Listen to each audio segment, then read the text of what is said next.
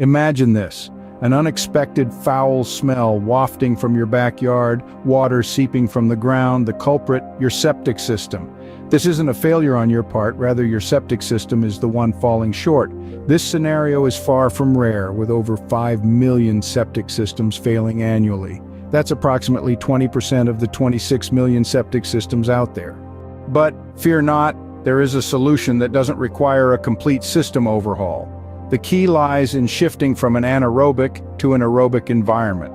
Currently, your septic system is a playground for anaerobic bacteria, organisms that thrive in an oxygen-free environment, consuming waste.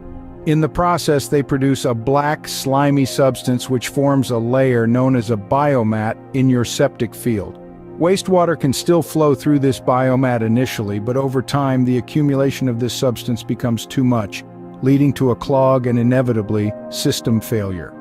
Now imagine if you could avoid this issue altogether without having to shell out thousands of dollars for a replacement. This is where the conversion to an aerobic environment comes into play. Aerobic bacteria, unlike their anaerobic counterparts, flourish with oxygen and do not produce the dreaded black slime. In fact, these bacteria feast on it, effectively eliminating the root cause of your septic system's failure.